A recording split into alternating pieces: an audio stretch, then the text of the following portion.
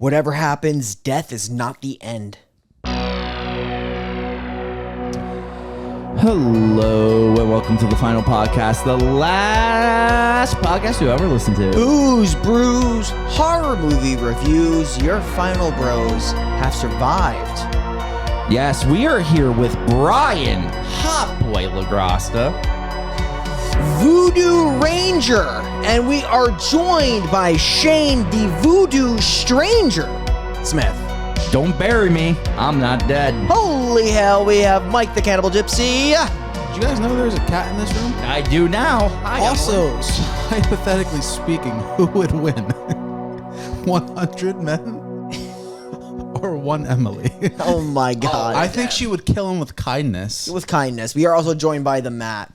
Hey, you. Oh, not. I wasn't talking to you, Matt. I was talking to the cat. I would never speak to you like that. Yeah. I figured. Okay, well, today we're reviewing The Serpent and the Rainbow. I don't know if this is like an unlikely Wes Craven movie. I feel like it's the one that's not really talked about as much, but it's Great. kind of like a hidden gem. Oh, I love this movie. Kind of like we said People Under the Stairs was. It's a hidden gem, and it's a movie that I know that we like because we've seen it together. I do also know that this film was a book, I think under the same title, if I'm not mistaken, and also is based on a true story. Because there was a person, I think he was zombified for a while too. What's your opinion on voodoo culture? It's just so interesting. It is, right? Like- I think it's fascinating. Like I will be, again, we are, unfortunately, we do spoil things in this. I like this movie a lot. It's not a perfect movie. I like it. I was instantly, like, when I saw it for the first time, I was instantly intrigued by the voodooism. Yes. It feels like almost like a weird Haitian cult kind of deal, but the whole religion and, like, world building, and even in this movie, they have, like, this little, like, background macro political thing going. It's just so enticing. Yes. I think there's a lot of moving parts, and I think they're all well done in this movie. This is like the opposite now of Last House, where it's like, I think all the different stories going on and the little things in the background are so well done in this movie. Yeah. How far apart is this and Last House? 13 years. 13 years. Right? This came out in 85, Brian? This came out in 88. Okay, so actually 16 years. I mean, it's just a really good movie. I enjoy it a lot. Bri, this lady right here in the red, she's in Happy Gilmore, right? Yes, I believe so. At least it looks like her. She's one of the butlers at Happy's mansion. Yeah, I think you're right. I'm almost positive. Yeah. Shane dropped an interesting factoid last week about this movie. What did he say? So my interesting factoid was due to the actual ongoing political tensions in Haiti during this time period, they were not allowed to film in Haiti due to danger. So they actually filmed on the same island, but the country over in the Dominican Republic. They're right next door. Yes, they're actually on the same island. They're just divided by, I guess, a forest or something. I didn't know that. And they wanted to shoot there? Yes, but they couldn't because it was too dangerous to But film they're in like, Haiti there's at too the- much political, there's too much upheaval, there's too much Haiti. We got to do it in DR. Yep, DR was much safer at the time. Got it. Yeah, so this movie kind of opens up with some interesting text. And the interesting text basically is the big themes of the film, which are like, the serpent is a symbol of earth, the rainbow is a symbol of heaven, and kind of like there's things worse or like really worse than death. Yes. Or essentially like death is just the beginning and there's things that could be possibly worse than death. Yes, which I think zombification and being buried alive is definitely worse. It's not great.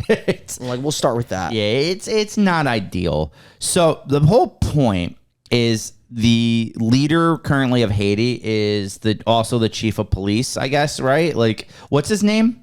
Petrod? Petrod. Petrod. Okay. Petrod? Yeah. Petrud. Petrod. He is like the leader of the police. He kind of just runs the entire country of Haiti, and he smokes cigarettes. he smokes a lot. What title would you give him? A governor? You think he's a governor? He's the governor.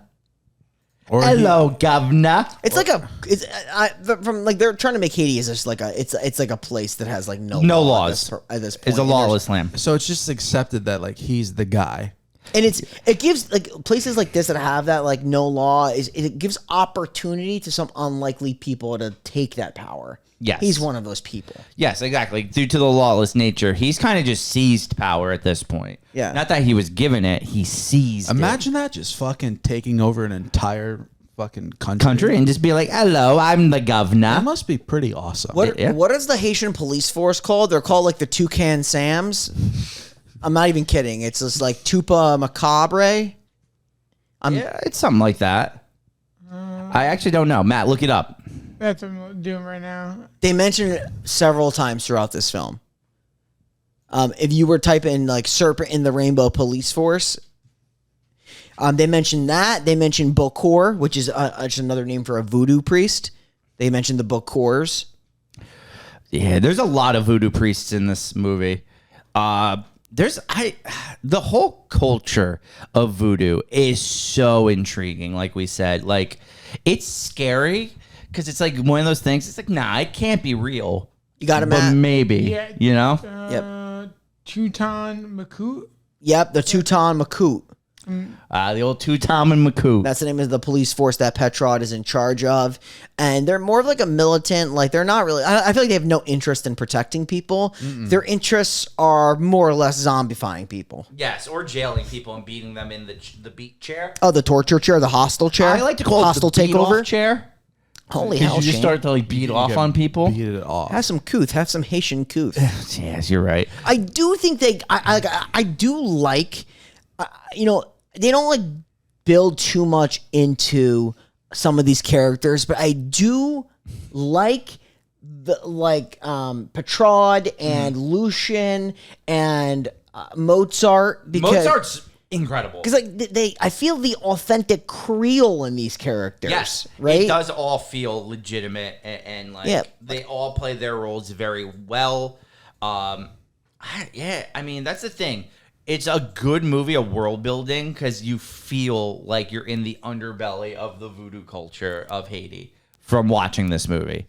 And then to have Bill Pullman play this like white guy who's just looking for this powder. This white big pharma fuck Yes. coming into Haiti and saying, "Be careful of the pending earthquakes." Yes. Like, I don't know. I think it's a good contrast between the actual culture of Haiti and what's going on, and then this white guy who's just coming in to like take their medicine while they're going through like turmoil. He is the white devil. Literally, though, like he's not a bad guy. No, he's a isn't. good guy. The issue is more so the company that sends him there to get the. Well, that's big pharma. They basically contract him to go over there. But, I mean, they said that, like, hey, we want to, and I'm not sure if this is how like, the process is done. I have no idea. Right. So I'll just start by saying that. But, like, basically, they could use this zombifying medicine for good. Like, research it Yes. for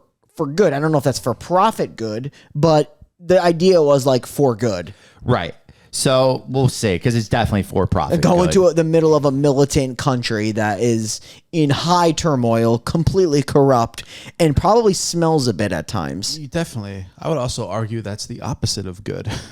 It's just like they're in a very dirty area. Yes. Okay, so we got to bring this up first before we jump into. Is that how the native man's like, take a look at my tits? Yes.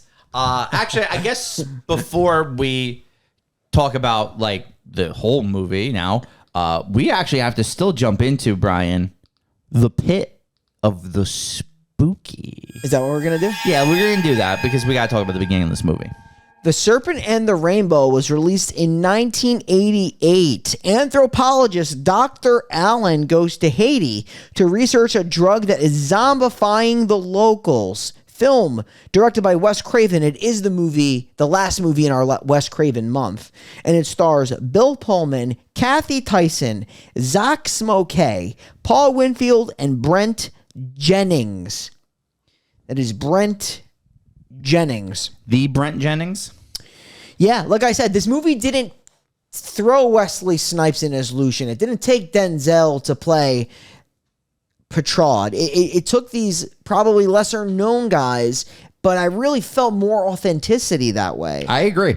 I completely agree with that assessment. Shane, what is it going to take for you to become a shaman?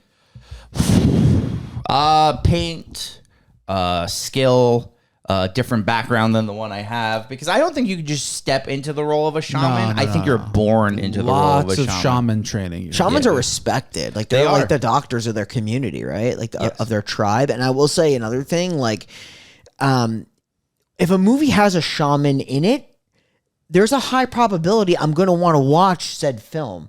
Yeah, you're a big shaman guy. You always have been. You talked about the voodoo culture. It's more or less just extremely interesting because it is like a religion. It's not like just like there's this voodoo person with like a couple of spells that they concoct over like a table. It's a religion. Yeah, no, it 100% is. It's like a belief deeper system than everyone has. just a powder here and there. Yeah. But it's way deeper than a powder. But there is a quick acting powder in this film. Oh, for sure. There is. So let's talk about quick acting. There's the real powder, and then there's the foul powder. That's true. There's the foul pow. Foul pow. I did like this scene here. Well, that's what I want to talk about. So, because the movie opens with Bill Pullman in the Amazon, and he's with a local Amazonian tribe, I should say, and he's gonna take their concoction, drink it, and then he has this hallucination that he's best friends with a tiger, and they pal around, and he rubs its belly, and it's a happy little guy. So in this like hallucination that he has, this tiger kind of follows him throughout the movie. It's a spirit animal. It is like his spirit animal. It kind of like helps guide him out of the other place he's going. Yes. But then like if that's the spirit animal, then like is the vision that he gets of Petrod as the shaman? What's that? Is that like the big evil that's foreshadowed? Yes. So this is the thing. Throughout this movie, right? Because of this, he has hallucinations. Because he'll see like the skeletons and he sees Petrod as the shaman. Does it almost kind of entail maybe some of the stuff that happens in Haiti was still an ongoing, lingering hallucination from whatever he took in the Amazon? Wait, I guess I'm confused. Are you saying that this is like a flashback? No, because he's right now in the Amazon, right? And here he has like this hallucination. Sure. Of like all the Haitian people. Hold on, are you saying the majority of this movie is just a trip? Oh, you're saying like what he experiences there is trippy? Yeah, I'm saying is some of the stuff he sees in Haiti still a lingering effect of like from the OG trip he's taken. That's interesting. I'm gonna say no. Maybe I think some of it is a trip, or at least the way they designed some of the like towards the. Does Petrod come back? I thought that wasn't real. That's what I'm saying. Like it's because like I'm not saying what happens in Haiti isn't real, but I'm saying is some of it escalated because of his like whatever is in his system because of this. Well, he's a fucking drug addict, Shane. Like he just fucking takes these shaman big drugs. pharma drug addict. He's a doper. Bill Pullman, Dr. Allen's a fucking doper. He's a fucking fucking doper. He's a doper. But I see what you're saying, and there could be some truth to that. Mm-hmm. I do like this movie. Oh, I love this movie. I have a criticism of that scene of the vision because the fact that he sees like Petrod there like in advance kind of doesn't make sense to me. No, it doesn't. It makes like. The only thing I could think of, like the way I'm rationalizing it, is like he's like the big evil that like this powder's like envisioning for him in his like quest. Right. But like I would have liked it to be blurred that he actually doesn't see Petrod. Like that's see something else. It's like the literal one criticism I have of this movie. Yeah, no, I get that. I mean, he also now his pilot is dead, so he has to walk home through the Amazon by himself. You mean the maggot pilot? Yes, and he does, and he makes it back to his home, which his home is Big Pharma. He loves pharma. And Big Pharma, Dr. Fauci, played by the butler from Batman, the original. Yeah, that's him. He's also probably might have been the butler in Richie Rich. Paul Allen. He's gonna be told. He's like, hey, we need you in Haiti. You need to get this powder. Mark you are their white savior. Go get that powder. Major dick and that So he's going to go into Haiti, and this is where I'm going to have to give Mike a history lesson. That yes, 40% of people in Haiti speak French as their fluent language. French or Creole? Well, they speak Creole, but they also do speak like a dialect of French. Yeah. You had no idea. Not a clue that they spoke French. Yes, because he's going to start to... He's going to get a little sweet with the doctor down there. Dr. Duchamp. Is that her name? Duchamps? It's like Dr. Duchamp's. Yeah. Dr. Duchamp. That's her name. Yeah, that is the love interest of the film, which I think they could have probably pushed a little bit more, but nonetheless, it's maybe it's best that they didn't waste so much time on that. And I'm glad they didn't. They had a little fling, and they cared about her, but it wasn't like overblown throughout the movie. A lot of the movie focuses on the effects of the psychedelic voodoo stuff. Like, there's like possessions in this movie where she gets possessed to dance. Yeah, I mean, all super cool, all super interesting. What we can't explain also is the film does early show a man being pronounced dead on a table. Like a doctor sticks like a needle through its eye to confirm man is dead. He is buried. You do see Petrard there at the funeral. When he is put into the wooden cask and lowered into the ground, he does shed a tear while in the coffin. So the man is still alive. Yeah. Yes. So the idea is there is a drug out there that once you die, it brings you back to life. And what do you call that? Zombification. Sick. What do you think that's what the Biocorp is slinging? That's... Yeah, they want the zombification drug. They think it will be a great anesthetic. I'm pretty sure. Like, no, I'm not even kidding. I think it's they want to use it as an anesthesia. They even say right there, an anesthesia. On the money, because he does criticize anesthesia here a little bit. But he's saying like a new anesthetic would be like a game changer in the medical realm. Dude, how much would you have to fucking pay this guy to fucking go on by himself to fucking Haiti? Yeah, this guy, he's the fucking drug runner. He ain't getting paid much. He's literally a mule for the big pharma. Like, Dr. Fauci is like, I don't care how many masks you have to wear. You're going to Haiti. That powder better be coming back. Biocorp a real corporation? Biocorp? Probably not. What's the modern day Biocorp? Umbrella Corp. Dude, probably just the U.S. government. So the task and the assignment is, bro, you got to go into Haiti to fetch us some of this POW. Mm-hmm. Do they say it's a POW, or they just say look for the medicine and do research on the medicine? I think they say look for the medicine, but he pretty early on establishes it's a powder that fucking Mozart can make him. But I like how... So I actually had this, not criticism, but praise of this movie, is for the most part, I like that they wrote Alan as a smart character. Yeah. He knows when he's getting duped. He knows the bad situations he's in. He has a couple of tricks up his sleeve. Yeah, exactly. And I like that about him. I hate when a movie makes your main character instantly stupid and they just like don't understand like the culture or like how to play to the culture or whatnot. I like that they made it that he almost like he tries to become like a chameleon where he blends in. Yeah, I mean, he's the white devil in Haiti. Yes. A country that obviously doesn't have a lot of white people. Whether or not that is the current population census in the movie, at least it is. Yeah, I mean, in terms of that, the only white people in Haiti are the two doctors. It's him, Dr. Alan Grant, and the other white doctor that pronounces people dead. That we also realize is easily persuaded not to do that when Perchard is there. Yeah, he comes in, he's like, I'll take care of it. He's like, okay, I'm going to make the arrangements. And like the doctor's like, all right, man, he's dead. He's all yours. Which I feel like Perchard must have been doing that quite a bit. Yeah, 100%. I think there was definitely some shady under the table dealings there. Or the doctor just doesn't want to also be turned into a zombie. Sure. When Dennis Allen first meets Duchamp, and she kind of like looks over at the police and sees them walking towards them because she's with the white devil. She's like rushes him inside.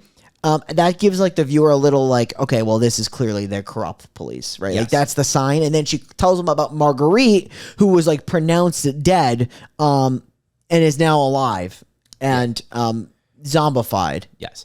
We'll also learn, which I think is pretty cool, all the zombifications are happening to people who opposed Pershad. Dissenters. Yes, all the dissenters. So it's clearly like a targeted zombification thing.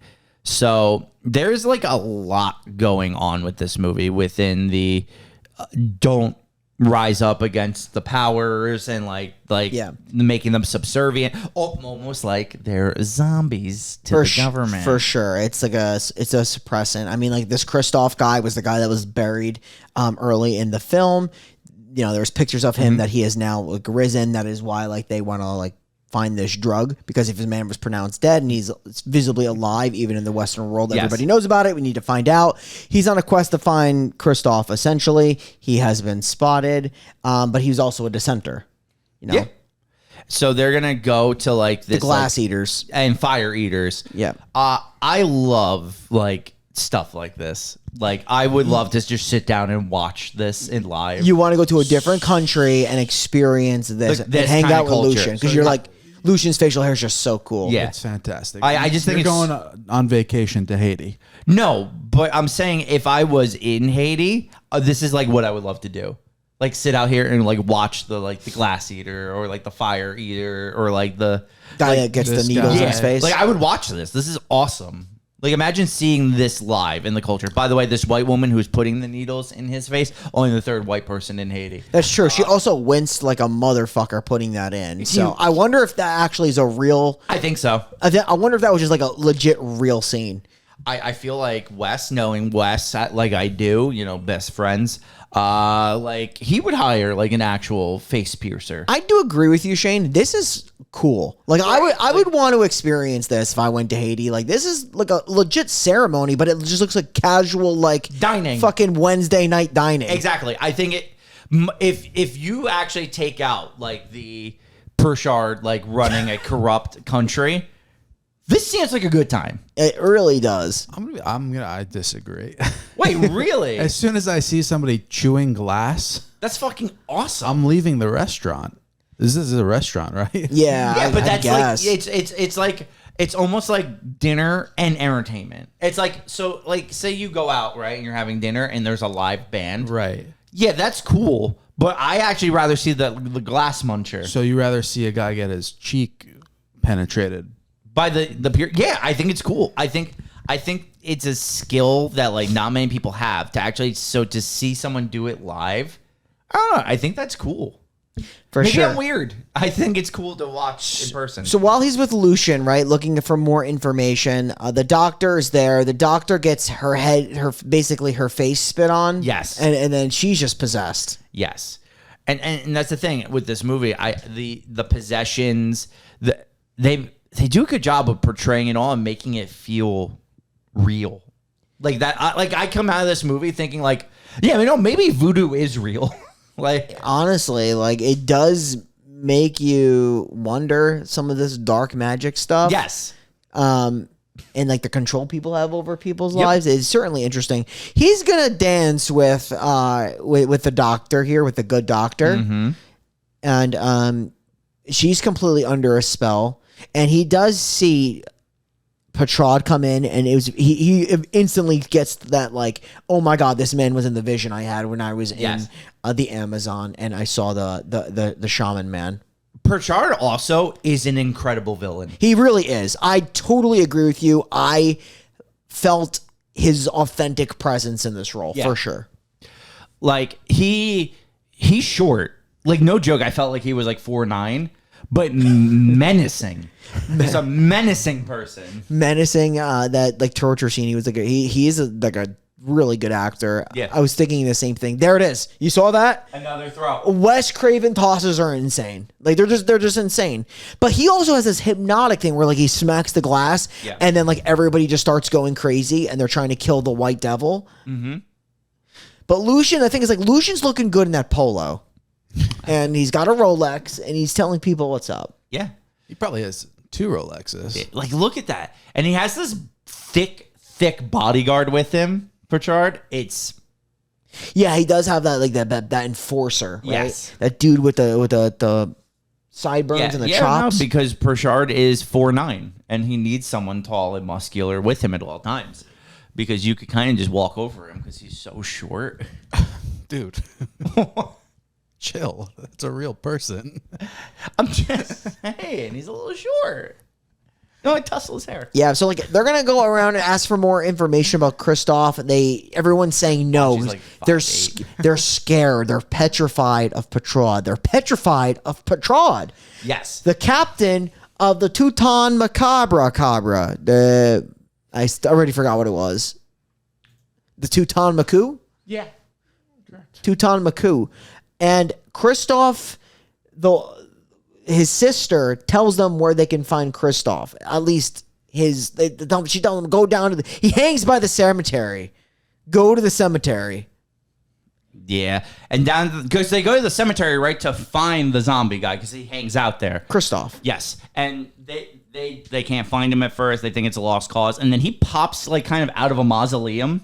Yeah, he's just like, hey guys, I'm here. I patrol the graves. Oh my God. I am the man here. That's my ghost voice. So I've been doing this new thing. I want to like really start to let out more of my accents. You should. Yeah. What's your like French accent? You think he should? It's gonna be extremely racist, but I kind of want to hear My it. French accent is a very sophisticated. That's like French. How about like Haitian French? Oh, Haitian French. Like, give me some of that Creole. Real Creole. Oh no, I don't know about this one. Because it's kind of like, what do you say? We got to find the dead body in the crypt over here. Give me your best Protrude. Protrude. Because he's kind of just menacing. He just kind of talks softly. He's like, the zombies, they come to me because I control their souls. Right? That's kind of like I'm Petrod. Like, am I? See, I'm not going to criticize you because I can't do any better. So like, you would give me an A. Oh, no, God, no. what we like B plus? Like no, you're like a D minus. D minus? Bordering on F. That's crazy. I felt like my French was good, but when I had to add the Creole to it, it kind of like deviated a little bit. Yeah, you're like classic French is solid. Yeah, thank you. See? That's like an A. I love the scene in the graveyard too, because there's the scene where the grave robbers come by, which Yes, shows I like forgot about Haiti's that. like a lawless country right now, and he does doubt. He's like, "Oh, you guys are swinging me around. This whole thing is bullshit." He's like, "I'm out of here. There is no Christoph, made up person." Bullshit. He shows up He's like, instantly. what's up? What up, boys? He's like, I've been here the whole It's me, time. Christoph. Yeah. But he does say he wants to stay right in the graveyard to like help almost, right? Like, because he says he belongs here now. Because they ask him to leave, and he says no. He literally just pops from behind a grave. He's just like hanging out there. What do you think, grave robbers? Could you get anything truly valuable from a grave? Definitely. A lot of people get buried with their jewelry. Yeah. Why? What do you mean? Why? Just give it to your family or something. Well, no, they don't to bury all of it, but like a lot of times, like a family will bury someone with like their favorite necklace or their favorite ring, or just not just like one piece of jewelry. Not like taking the jewelry thing and dumping it in the grave, but like if like someone passes away and you're like, oh, this was their favorite necklace, you bury them in it. So you think the effort it takes to dig a grave 6 feet is So worth? I think that you have to look at it this way, right? They're poor and they don't have jobs. Oh my God. Like, no joke. So, like, are you going to just stay poor? Or Are you going rob to a just few do graves? literally go into a graveyard at night and dig up a few? Okay. I mean, here, even like grave robbing was more popular back in the day, I guess, where it was harder to like work or sustain work. So people would just go at night and like in Texas and dig and just get stuff. I mean, Ed Gein literally used to dig out graves all the time. He but was he a grave robber? Yeah, well, so Ed Gein, It was the Major Dina Canal Bar. Ed Gein, he would just, but he wasn't going for jewelry. He would make nipple belts. Oh, Yeah. that's so much effort. It's To make a lot nipple of, belt? Yeah, because you got to think, you have to carve off each individual nipple and then sew them together to make a belt of the nipples. belt, yeah. Insane. My favorite character, by the way. Mozart, he's awesome. Mozart's amazing. So let's talk Mozart, because that's who Dr. Allen has been led to by Lucian, that he's going to be the guy who supplies the powder. And I love a little good Pawn Stars barter where he's like, I'll give you the powder for 1,000. And then Alan's like, best I could do is 200. And I know you're poor, so you're going to eventually take this deal. I mean, that logic actually does work. It does. He does, like, he wants, like, this guy, he's funny. He's like the comic relief. And, it's like Wes Craven appropriate, where we've seen it not be appropriate. Yes, so this is the thing. This is where comedy works in a movie. Because the man's obviously successful at, like, street dealings, but, like, when it comes to, like, he wants his product, which he knows is effective, he wants to become famous, and he knows that in the poor country of Haiti that he's in currently, in the current state, that's never going to happen. Exactly, which is why I think they settle on what, like 350, 400? I legitimately, Wasn't it 500? I think he gets to 400.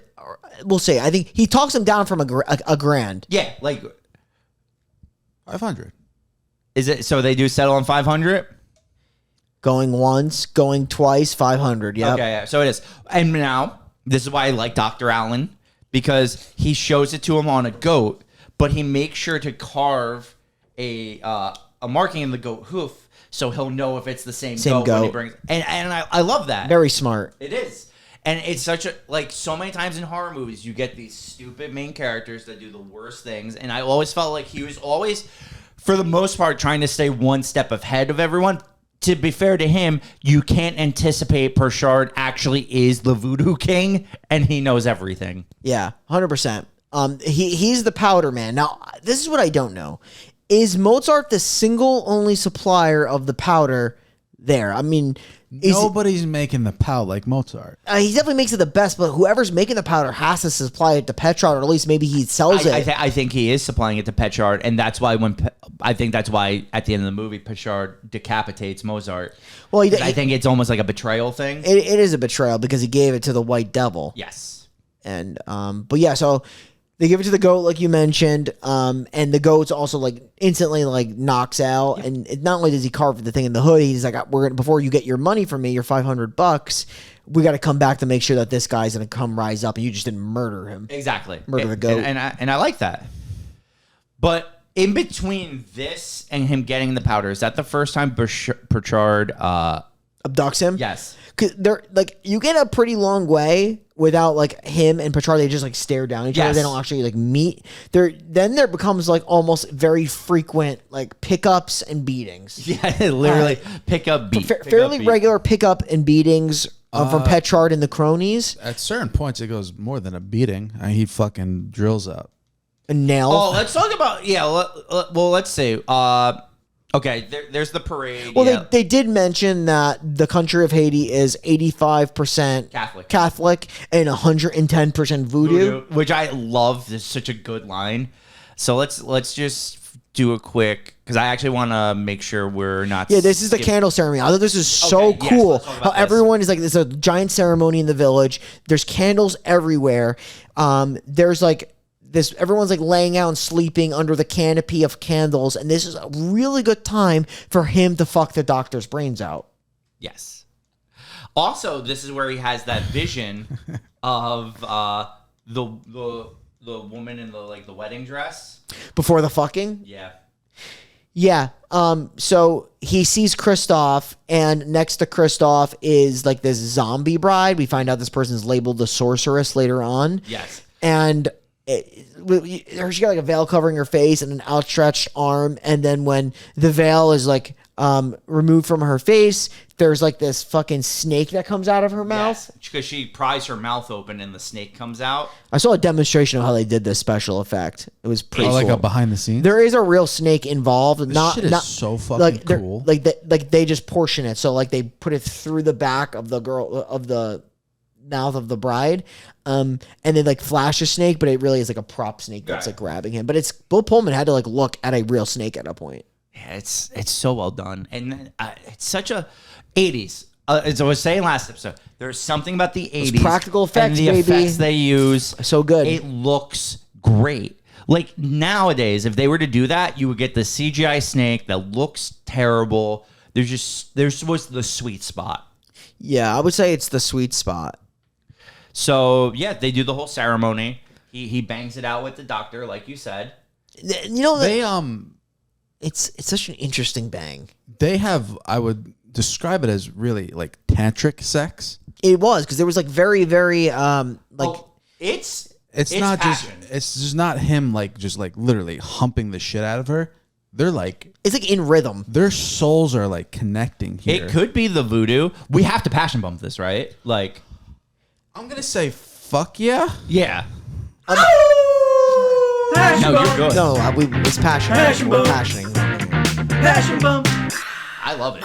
What they did mention before about like the zombification process is something that we probably should mention now. Yes. Is that when they do it, essentially like they zombify the person, but they also have this bottle where they capture the person's soul. So it's like the person takes the powder and then they have like a bottle. It's almost like this symbol that they've captured the person's soul in the bottle. I really don't remember or recall if they put a belonging in there or dirt in there when they bury them or like if anything goes in the jar, but there's definitely a soul jar. I think it's. I actually don't know. I think it's just a soul in the jar. I do think the idea is just like once you've been zombified, your soul is now charged to control. Because I think the idea is he controls, for the most part, the zombies. Controls his dissenters. He controls. Yes. He manages has a coalition of zombies. He really. does. You ever have a coalition of zombies? No, but I kind of wish I did now. You want your own Can you Tonton imagine Macoute? me, little voodoo priest? I got my zombies on deck. You couldn't handle that much power. You are the voodoo stranger. You don't think I can handle that much power? No. I'm not power hungry. I actually can go for a voodoo ranger right now. I really like voodoo rangers. We're gonna have to get you one because I think you had one in the fridge. Did I? I thought I saw something, might some snag sexy it. can in the fridge. Oh, It might not have been a voodoo Little ranger. sexy can. Little sex can. It is brutal.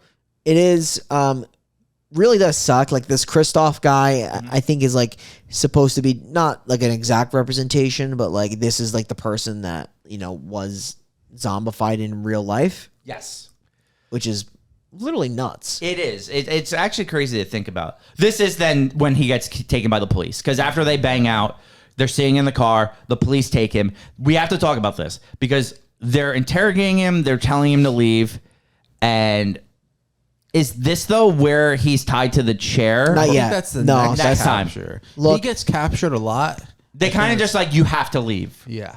And he doesn't. This was the warning. He doesn't really get much of a I mean, I guess maybe the chair was the final warning. The chair is the final warning because he leaves after the chair. Imagine But the chair is brutal, A though. final warning being your fucking sack. I think that- getting Nailed. I think that's the criticism. It's just like because when he gets the final warning, it's more like, hey, like I just saw you one time. It's like, yeah, I dissented once, and now I'm getting my scrotum ripped off by your nails. Yeah. Oh. Because so basically, what the idea of when he gets into that chair is they grab that loose scrotum skin and they fucking hammer and nail it to the chair, and that is such a horrific idea. Yeah, I'd certainly never come back to this place if that happened to me.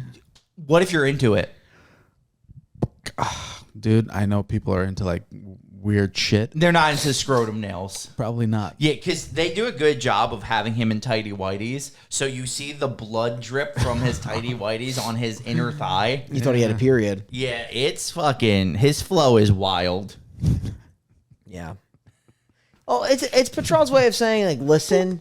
At least in this first meeting, listen. This is my country. I run the show here. You're gonna have to step in line and do well to remember that, or else there's going to be some consequences. But he doesn't really take that to heart.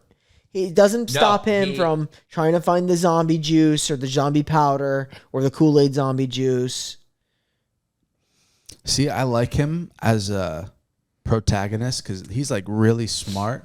He's also like truly like a stranger in a strange land. He's a survivalist. Yeah. He's a really strong lead character. Oh yeah, no, he's fantastic. Like, that's the thing. He got his warning here, right? And like, yeah, maybe I would leave, but like, he was sent by Big Pharma, and he's close. He knows he's gonna get the powder. Yeah. So I get why he doesn't leave there, because he does get the powder. Like, he gets the legitimate powder. Because I fucking love this power play because he knows it's fake. Yeah. So he pours the poison into the thing. It's not poison. He's also got tricks of his own. So he pours his own fake powder, drinks it, and he's like, I know you didn't give me the real thing. Give me the fucking real thing right now. And yeah, he's more concerned about everybody seeing him as a fake. a fake and a fraud, because he just wants to be Famous. Yeah. Like Mozart is so compelling, right? Because he's so funny, but when he wants to be serious, like legit, like look at his face when they pan to him. If they do it here again, when he does this, like his portrayal is so He's good. like, you're a dead man. Yeah. It's a really cool scene where like he downs this like fake powder and he makes him come out and give him the real deal. What do you think he's drinking Actually, right there? I have no idea. It completely carbonates the drink. It looks like baking soda. Yeah, it probably was baking soda. Because to be fair, he shows that he didn't obviously use the because he assumed it was rat poison. So baking soda would make soda rise. So that makes sense. Or beer, which I think that was. But yeah, man, He comes after him. So not only does he's like, all right, he's like, enough of the tricks. I'm actually gonna make it with you. Like that's the goal. Like they're gonna make the powder together. I love how they like become like boys after this. Mm-hmm. No, it's fucking awesome. Yeah, he kind of knows how he operates. So it's gonna be at middle of the night. I think. Do they make it in the middle of the cemetery? So to be fair, this is where they go. They open the grave, and isn't it the sorceress's grave? The woman who saw him, and he gets that like vision. Yep. He's just like seeing things before. So this is I guess going to my point I made earlier. Is it just all the voodoo, or maybe was this stuff in the Amazon gave him the ability to have premonitions? Maybe it has to, like, right? Because he does get premonitions. I do think that Amazon drink is tied to the majority of this movie. He does get premonitions, and probably is a result of that experience. Yeah, it's just like for me, like the premonitions are just super clear. Like in the people that he sees and the things that are going to happen. And I understand like when he's in Haiti, because he could be potentially like haunted by Petrod and everything. Okay. But like we're saying that the Rio Grande concoction is what's driving the premonitions that he's getting way in advance. It's just, I don't know. It's a leap. Yeah. You're right. It could go like multiple ways, I feel like. But we all know that it couldn't have been Petrod like doing it. Exactly, because he doesn't have his soul yet. Yeah. So, okay. They make the powder. This is when they capture him again. They tie him to the chair and they fucking nail his balls to not through the actual testicle, just clarify through the skin of the scrotum, because it's just about scaring him out of the country. Because even Petrod knows if he kills a white guy, he's going to have bigger issues than just dealing with the people of Haiti. Yeah. And that's another thing. It's the whole politics and this U.S. citizen and like... I mean, he even mentions to him, he's like, yeah, you're not going to want to do that. So he's like, they sent me here. Yeah. Right there. Is he just blowing air in his face? No, it's gas. Oh, it's gas. Yeah. I was like, is that his version of waterboarding? No, that's the gas to light the... Because, so it blows out just gas, and that's why when you click a spark, it automatically ignites. So that's got to smell terrible. Also, probably not good for you. Absolutely not. But yeah, I love how they like look like he's gonna like hostile him by like burning out his eyes. Yeah, which is worse. But what happens to him is not better. It's just not as bad as having your eye burned They out. make it feel like he's gonna leave his face. Like they're gonna do a full workup torture, but like that's not what happens. He just like nails his nuts to send a message. And that, dude, the pain. Well, it can't be fun. No. So after this, though, he does flee the country. Yeah, he's out. With the powder, though, because he does have the powder. He does have the powder. He never takes the powder. He has it. So he flees the country with the powder. Only to come back. This is the thing. And it's why I say he's not fully Big Pharma, because Alan has some sort of a soul. Yeah, he's worried because he's leaving the girl there. So he goes back for her. I mean, there's not really much, right, to touch on when he gets back to America. No, because he goes back very, very quickly. The problem is, I think they found out that like she's also in jeopardy. Yes, which is why he goes back to her after all of this. And when he goes back to her, they get captured pretty quickly after that. Like she does, right? Doesn't he get fucking captured right off the plane? No. Okay. So yes, when he comes back off the plane, Lucian grabs him first. You're right. So he's not captured by Pritchard again.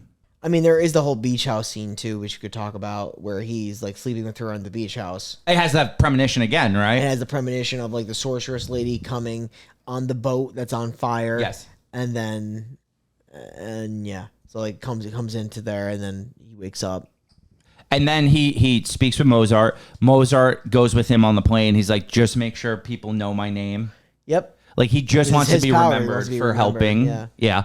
So he goes back to America. He gives the drug to Big Pharma, Fauci, and everything is going great until he realizes he hasn't heard back from Dr. Duchamp in, what is it, like a couple of days. Yeah.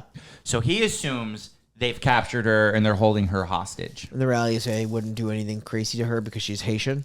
Yes. That is explained later by Petrod, I believe. But Yes. Also, I love this scene where he just leaves on the runway. Like, so funny. it's actually really cool. But yeah, so Alan, even though his job is done, Big Pharma has the drug, but in his heart of hearts, he knows he can't leave Dr. Duchamp alone in Haiti.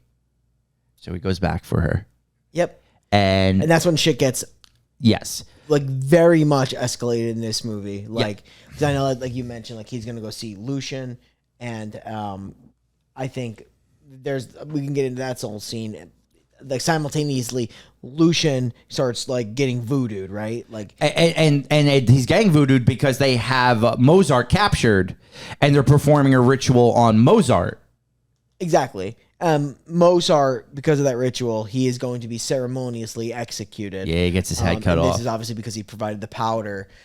I guess they have people everywhere that they know all this information. He provided Yes. the powder to Dennis, the White Devil, and obviously giving exposure to that drug and what's going on in Haiti to the white people. I'm going to call them the white American. Okay. And also, simultaneously, Lucian choking on a scorpion. That scene was nasty. Like, Lucian is just choking, falls over, and then just a fucking scorpion comes out of his mouth. That, though, leads then to my favorite scene in the movie, which is the powder getting blown into Dennis's face, right? and he's walking, and because they had put on the blood cross on his, so he's walking, powder in the face, the blood on his forehead, and he's like, "Don't bury me, I'm not dead." And the panic, and Bill Pullman, like, oh my god, he does so good in this scene, and he's panicking, and I think this is almost where he has his own premonition, where he like, oh no, it was before this, where he has the premonition that he's like in the coffin and the coffin's filling up with blood. Yep. That was during the fireboat scene, right? They show the fireboat Yeah. and then him being buried alive from the front, but also from the blood casket, the blood rising in the casket. Such a good scene. This scene too, where he's panicking and he's begging the people not to bury him, and then obviously the doctor gets paid off by Pritchard, and he is buried alive, and he puts a tarantula in the coffin with him, and that when the tarantula is like slapping his eyeball. No like, joke. At one point, it fucking walks directly across his open eyeball. Like, yeah, it's horrifying. It's such a good horror movie. it really, this scene in particular really captures like claustrophobia really Yes. well.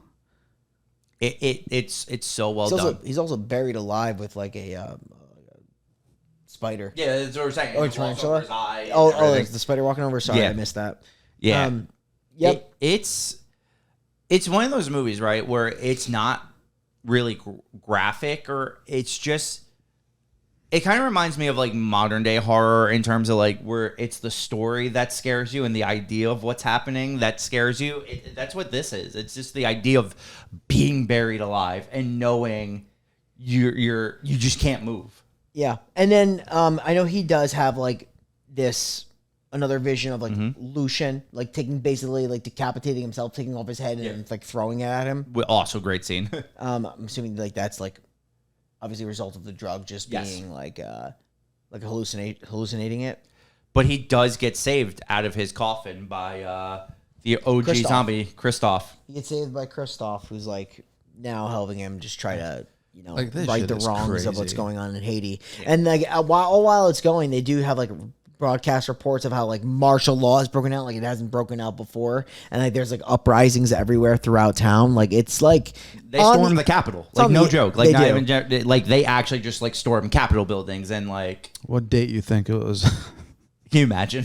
Imagine it was Yeah. But no, yeah, they legit, it's an overthrow of the government by the people. Yeah, And- they're usurping it. It's just like they're on the edge. Yes. And this is actually what truly saves them more than anything, is the chaos of all of that kind of throws everything out of whack for Pritchard. And that's why when Bill Pullman is saved by Christoph, he's able to get to where he needs to save the girl and fight Pritchard twice, both in human form and zombie form, which I don't think the last fight was real.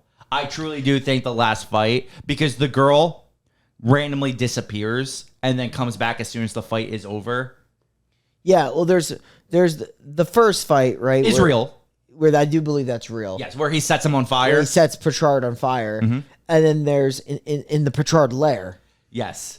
and then there's the second fight where Pritchard comes back, literally gets shot out of a cannon as like a burned monster and fights him, and this is where like the chair is gonna capture him, and like Yeah. the chair helps like fight and capture, and eventually like he's defeated and I do think that part. I think that was all like part of the drugs. and hallucinatory, everything. Yeah, right? 100% agree with that. I think up until the setting him on fire was all real. Them trying to escape was real. But then I think when he's like, give me a minute, I need to destroy the chair. I actually think that was almost like, that was what he wanted to see, like a hallucination again. I think like the chair is brought into the earth with Pritchard's It is. like, body in it. Like it's like a Well, kind of you- like what he's seen in his vision. Yes. Doesn't happen to himself getting dragged down.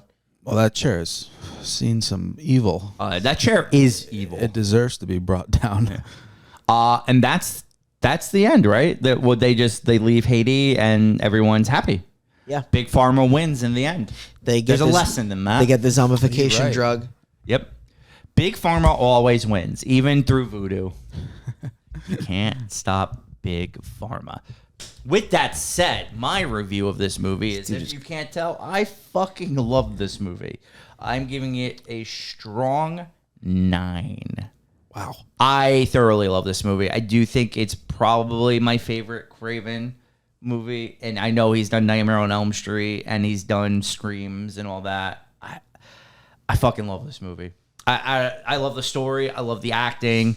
Like it's one of those things. There is a strong performance out of everyone, not just like Pullman and Dr. Duchamp, but like Mozart and Lucian and Pritchard. Every person, I think, holds their own weight and does a very good job of selling this story of, because on the surface, this is a voodoo movie of like, none of it's probably like, but they make you feel voodoo is real while watching this. And I think that is a big service to this movie. And I've seen this movie now 4 times, and I could see myself watching it again. I just absolutely love this movie. What does the title of this movie have to do with? It's the opening credits. They actually explain it in the opening credits. Oh, I forgot what they say. Yeah, it said that the serpent represents the earth, And the rainbow represents heaven, Yeah. and that death is pretty much the beginning. Yes. It's only the beginning. I think by saying that, just mention like on Earth, there's drugs that can make your death like so much worse. Yes. At least that's what I took from it. interesting. I'm gonna go a 7. Okay. Didn't love it as much as you, but this movie's like, in terms of quality and how well done it is, a big step up from what we talked about last week. Yeah. Oh yeah. I mean, granted, it's like 17 years later, and Craven's probably got Well, he's already done Nightmare on Elm Street at this a point. studio behind him actually. Yeah, this movie's really strong. It's well done. Great shots. Strong performances around. Great main character. Great villain. Great side characters. Good acting. If you're not into like the whole like voodoo aspect, you probably find this like slightly boring, I'd say, but I liked it. Yeah, man, maybe even an 8 would be more appropriate for this movie because there's like nothing like noticeably wrong with it. Right. So yeah, I'd go strong 7, borderline 8. Okay. Really, really, Yeah, really good movie. I don't know if we mentioned the fact that like he does go into the lair and breaks all these jars. We freeing all didn't the mention that. spirits, which is pretty important. That like Petrard had like a room full of spirits that he's like, basically controlling this whole place, and like he breaks them all. Yeah, I mean, I think Petrard is just like a really strong villain. I mean, he's like authentic in the sense like this is exactly what I feel. I don't think it's gonna be some voodoo warlord. Like it's a legit man and like using the black magic to usurp power over people who are unfortunately poor and, you know, they're not well off and they're living in really bad conditions in the middle of like a very tumultuous time. I really do love this movie and I really didn't know what to give it. I'm also going to give it a strong 7.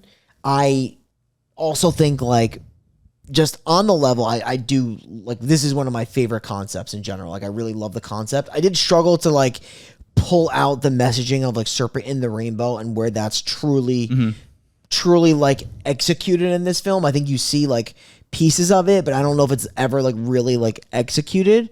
But at the same time, the movie flows really well. It's very entertaining, and the performances are very good. There's actually a scene that we didn't talk about because the imagery is really cool.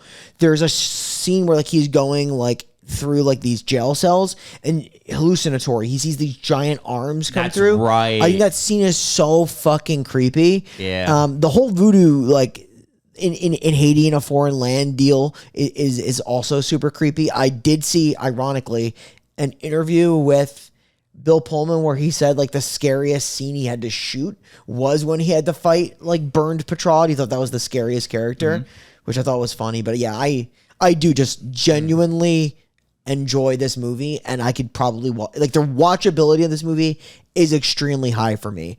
I would say, Mike, to Mike's point, if you're not into voodoo, probably not for you. Oh, because definitely. it's such a strong core of this film. But I am into that stuff. I think it's super interesting. And like this is like the watchability is just like probably one of the most watchable movies from Wes Craven that I could think of. This movie relies heavily on like the trippiness of it. Again, if you're not into that, probably It won't be like for it, you, yeah. But if you are, this movie's pretty fucking great, honestly. Yeah, it's really good. It's just a really good movie. Matt, Yes. Matthew, Yes. just slap a number real quick. Did you 7. like it? I did. I enjoyed it. 7. 7? 7. Okay, so we got 2 strong 7s. Two strong 7s. And then a Strong 9. surprisingly a strong 9 from I don't know. Shane.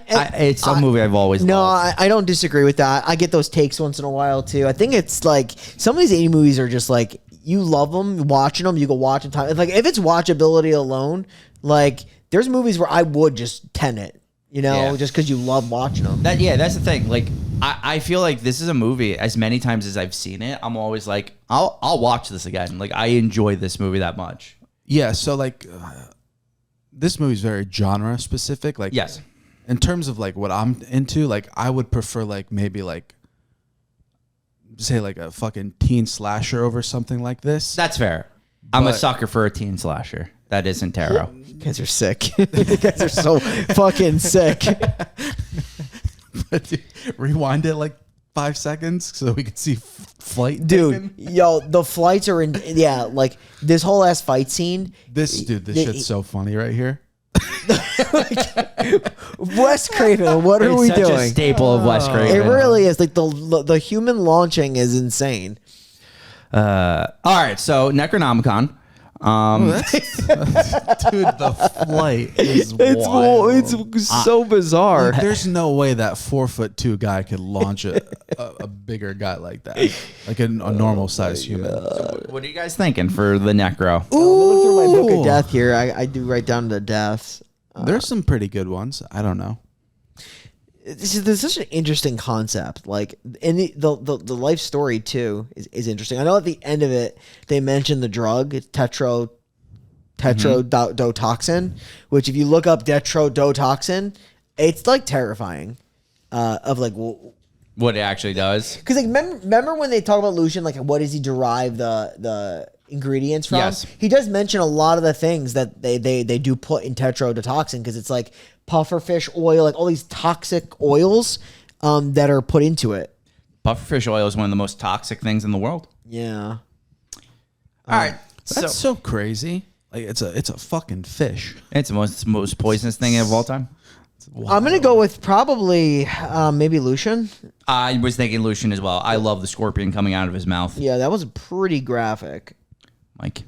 I was gonna go with the souls of because that makes no sense at all. Oh no, it just means that they're being released. Yeah, that's what go with the they released actually souls. They show the rainbows. I guess they're saying now they can be at rest, Yes. whereas like they were not at rest before. I guess that's the symbolism I'm trying to say. Like they're trapped in this plane, and their body is like outside of their soul. They're just like walking around as zombies, and they have nowhere to go. Like I said, I think that's where they're going with like the serpent, the rainbow, and then the drug. Yeah, while watching this movie, I was like, "What the whole time?" I was like, "Man, maybe the title will make sense eventually." Yeah, it doesn't if you don't really like think about it. Like, Yeah. What was your necro yeah, pick? we're going Lucian. Yeah, sure. why Lucian not? it is. Slap him on there. Slap him. Lucian. We're going to balance out the craziness that was Weasel last episode. We're putting a good guy in Lucian. He's a guy, he's going to protect people. So I'm world building now. Yeah, this is all about, bringing in some good, bringing in some bad. Lucian, he's going to give you a nice high rise in Haiti. You're going to overlook the beach. He's going to set you up. You have to watch out, though, because the scorpion comes with him. He died with the scorpion. It came out of his mouth. Sometimes you're going to be talking to Lucian in the underworld. Scorpion going to come out of his mouth. It's going to be really scary. But it isn't going to be as scary as Weasel, who's in there. So, you know what, Lucian? Welcome to our world of the Necronomicon. It's beautiful this time of year. It's The not snowing. Scorpion King. He is. Lucian the Scorpion King. So, Brian, sadly, this is the end of Wes Craven month, but I believe we are starting your favorite month of the year. Yeah, it really is. It was definitely last year. It was our first retro reel, but going into retro reel round 2, the second retro reel of the final podcast, it's exciting. It's hot, Sexy. vibes, sexy energy, Steamy. real cool, vibrant soundtrack. It's just going to be a really cool month. Obviously, just a full month of 80s horror movies. All different types of horror movies, too. But one thing is for sure, they're going to take place in that decade. And we definitely had a strong lineup last year. We're going to have an potentially equally, if not stronger, lineup this year. This lineup's been to the gym. It's gotten stronger. Yes. Yeah. And we're going to start off really strong with the 1981 or 82 I or think it's something? actually 1980. 1980 on the dot. We're doing Maniac. Love how he got his redemption there. Maniac. Yeah.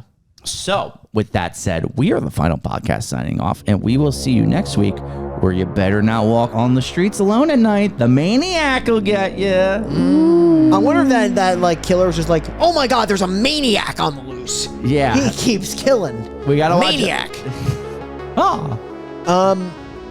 Boys, girls, we are done with Wes Craven month, and we are sliding into another theme of retro reel, which we are all super excited for. As a matter of fact, Serpent and the Rainbow was ironically one of my picks for a retro reel, but Shane's like, let's just put it in Wes Craven month, and I'm like, makes sense, dude. We are, like I said, our final podcast, weekly horror movie reviews, every single Monday, a new one from us. Please ensure to subscribe on the YouTube. Give us a 5 stars on Apple Podcasts and Spotify, because we like to do this and we want to keep doing it for a long time. We will see you next week. Shout out Wes.